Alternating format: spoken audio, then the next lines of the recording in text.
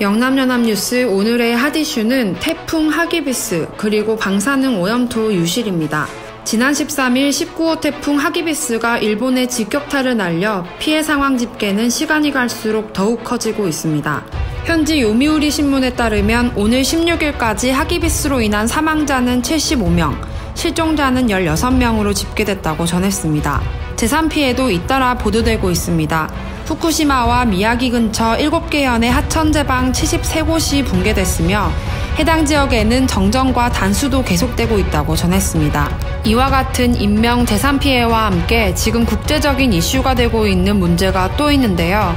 바로 이번 태풍의 영향으로 인한 방사능 폐기물 유출 여부가 국제적인 관심을 모으고 있습니다. 더 큰 문제는 유례 없는 바람과 비를 남기고 간 태풍 하기비스로 인해 후쿠시마에 있는 방사능 폐기물 보관소가 물에 잠겨 저연 폐기물 2,700여 자루가 유실됐다는 겁니다.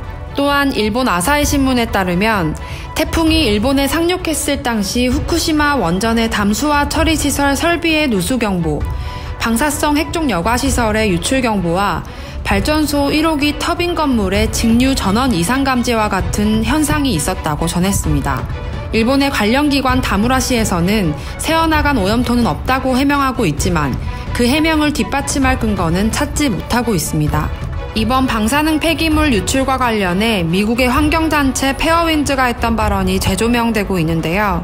태풍 하기비스가 상륙하기 전 지난 11일 페어윈즈는 후쿠시마의 방사능 멜트다운으로 인한 많은 양의 방사능 오염토가 태풍의 바람, 비, 그리고 파도에 의해 휩쓸려 갈 것이라고 경고했었습니다. 그리고 실제로 이 단체의 경고가 현실이 되어버렸습니다. 이 단체는 지난 2011년 후쿠시마 대지진 당시의 원전 사고 때부터 일본의 방사능 오염 상황을 예의주시하고 있는 단체였습니다.